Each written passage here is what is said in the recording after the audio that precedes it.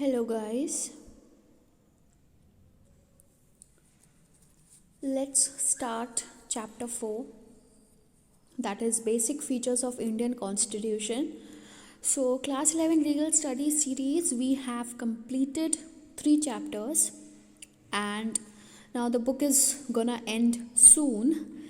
Okay, so let's continue with what we had to. Chapter 4, Basic Features of Constitution of India. Meaning of the term constitution. Constitution, not in terms of law, but if you take it as a general term, what does it mean? To constitute, to form something, right? To establish something. So constitution term is derived from Latin term constituto, which means to establish. Oxford Latin Mini Dictionary describes constitution as a body of fundamental principles or established precedents, according to which a state or other organization is acknowledged to be governed. So, as per the Oxford Dictionary, constitution means a body of fundamental principles or precedents. Precedents mean जो पहले cases हो चुके हैं, जो पहले एक verdict या orders जो कि पहले दे चुके हैं और उसको एज एन एग्जांपल हमने नोट कर लिया कि अगर फ्यूचर में ऐसी सेम या इससे मिलते जुलते कुछ सर्कमस्टेंसेस वाली सिचुएशन आई तो हम किस तरीके से उसको कोप करेंगे, किस तरीके से उसको हैंडल करेंगे और तब हमारा डिसीजन क्या होना चाहिए. तो that is precedents. Some situations which are set as an example that will be further can be used in future to deal with similar sort of situation or circumstances. So precedents, in various courts when the cases come, they are also sometimes dealt with on the basis of the precedents which are set up. There is a particular case A versus B and same situation arises, like this case was of 1980 and the judges have given a certain sort of verdict in this case. Okay, now it happens that similar sort of circumstances arise in another case, say Z versus Y, and this case is of 2010. Okay, so you see the time lag between these two cases, but the situations were same. So on the basis of this, as an example said before, it can be used in a future case, and so it will be said that on the basis of the case of this year, this particular case, we are giving the same verdict in this case also. It happens in courts, till date it happens. So precedents or the principles according to which a particular state, that is a particular country, as we have seen in this book various times, state and nation, these two terms can be used interchangeably, right? So a state, that is a particular country or society or any organization, has to be governed or has to be performed, all the functions of the government should be performed. So we say that a government is ruling upon us. Okay, and who is ruling upon the government? Indian Constitution. Since we are talking about India basically, so I can say it very freely that if I say that we have a government, our representatives, that is the government of people who are ruling above us, then the organization or the body which is ruling upon the government is the Indian Constitution. Okay, so Indian Constitution is the supreme law body of India.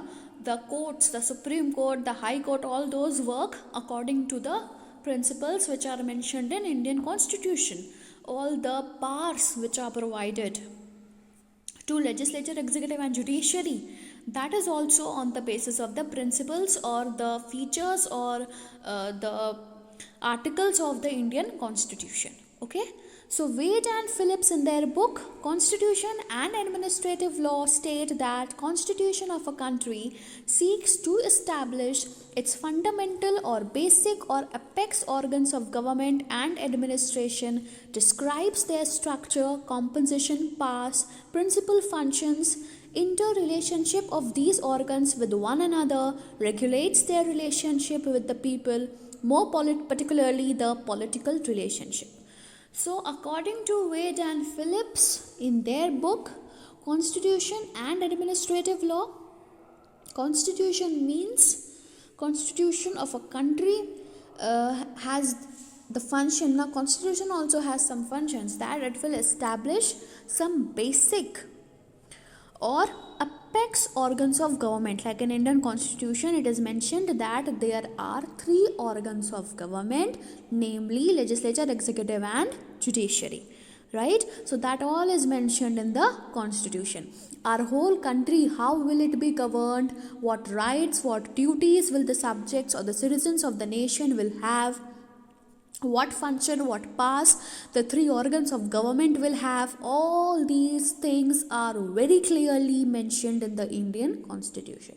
And the best part is that our constitution is a written document, right? It is the best part, okay, that it is a written document wherein every time if a particular case arises and person asks that on what basis you are taking this action, another person can say, it is mentioned in the constitution, it has granted me this power, I have this power to take this decision, so I am doing that accordingly, I am doing according to the constitution.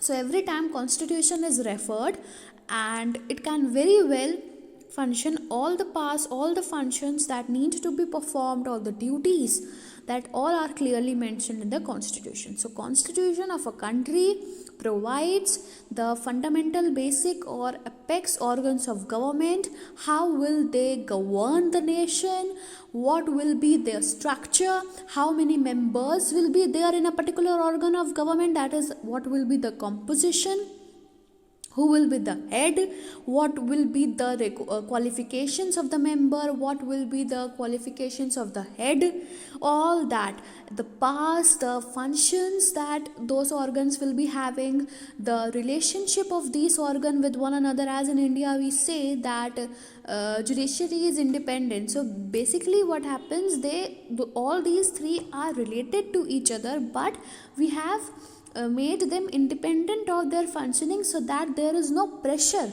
from the other organ of government on a particular organ. And moreover, if check and balances system is also there in our country, so if any particular organ of government is performing an act which is not in its arena, means which it is not allowed to do, then the other organ can put a check and it can control that no, you can't do it, it can omit that organ from performing. So that's how the check and balance system goes on. Moreover, this is also taken up. Yes, so interrelationship of these organs with one another, with people, and in India, if I say, how will the elections take place? For conducting election, there will be an election commission.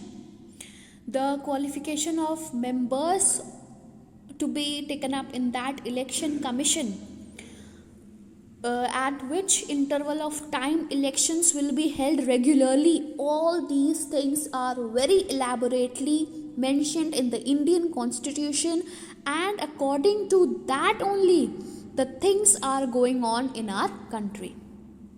Constitution of a state lays down duties, powers, functions of various organs. As I told you, it establishes relationship among organs, state, citizens. Hence, a constitution is an agreed upon document which establishes the basis on which consenting people shall govern themselves. As if you have seen the preamble of Indian constitution, it is mentioned that we, in the last lines, that we, the people of India, solemnly resolve that the people of the India are consenting that we are accepting this particular document to be the supreme lawmaking body, and all the functions, all the things which will be performed, all the administration, all the governing which will be done in our country will be on the basis of this document only.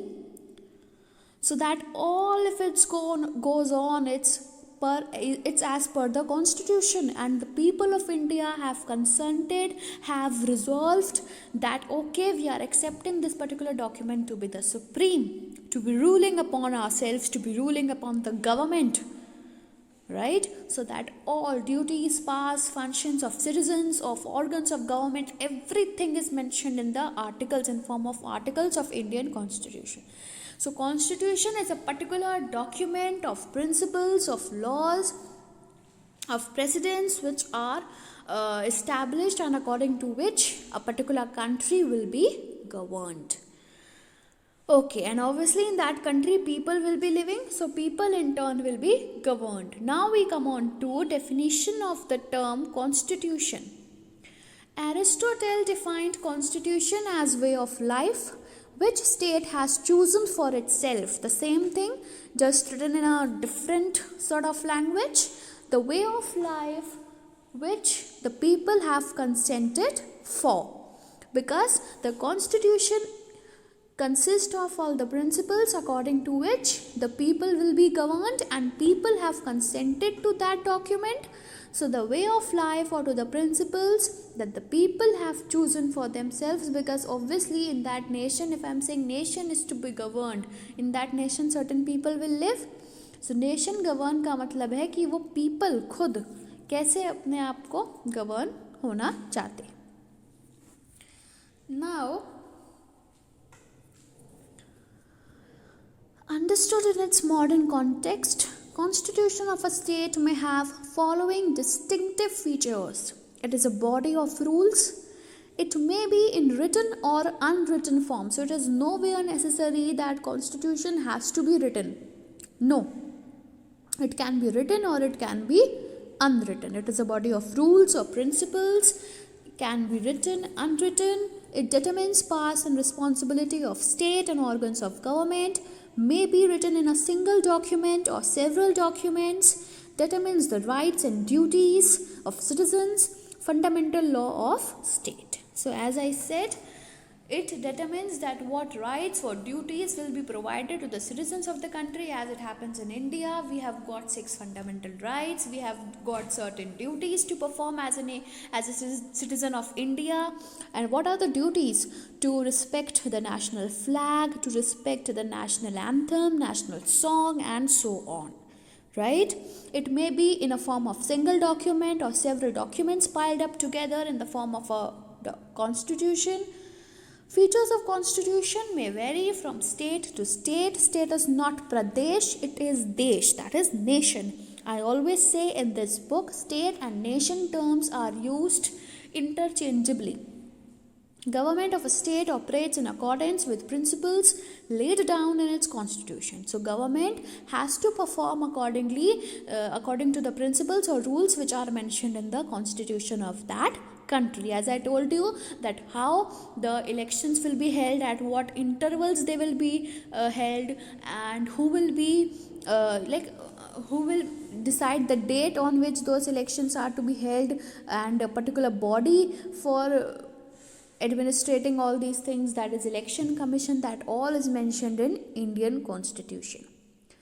It helps to maintain law and order. George Jelinek had even argued that in absence of constitution, every individual, every institution, and even the government will ignore law, and as a result there will be a reign of anarchy. So George Jelinek has said that if there is no constitution in a particular country, there will be no law in the country, and then every person, every organization, every institution, and the government itself will ignore the law. They will establish their own rules which may be totally in violation of the principles which are mentioned in the constitution, because then they will be their own masters. They will be doing whatever they want. They will be establishing the laws and rules whatever they wish for, and whatever will be in their favor, for their benefit. So as a result, there will be a reign of anarchy. There will be no particular ruler. All will be doing according to their wish, and there will be not a particular system of governance in that nation if there is no constitution. Historical perspective of Indian constitution.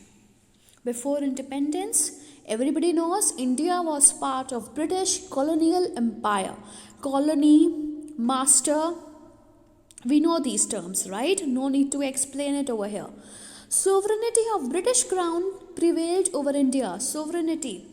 Now, if I talk about the present situation, then India is a sovereign nation, and whatever internal matters or whatever decisions the government of India has to take, government is not pressurized or interfered by any other government of any other nation. And even if it happens that a particular nation is trying to interfere and putting pressure that no, you take this decision, then government of India can very clearly mention that India is a sovereign nation and no external power can tell me anyhow that what and how I have to function or what decision I need to take. So you can't command me. You or any other nation can't command me. Me is what? Indian government. So today India is a sovereign nation. No external power can command that what sort of decisions it has to take. It cannot interfere on in the internal matters of India, like it happened in the CAA situation, if you remember, and also the scrapping of Article 370 from Jammu and Kashmir. These are two recent cases in which various nations interfered, but India kept on saying on international platforms that India is a sovereign nation and it knows that what and how it has to perform. Okay. So, and in earlier times before independence, British were our masters, and they only obviously took the decisions because they were the master, we were the colony. So we had no say in what the policy decisions were there. All that was done by Britishers. Parliament of Britain enacted several legislations for governance of India. So in Parliament of Britain, the decisions were taken that how our India would be governed. So that was the situation before.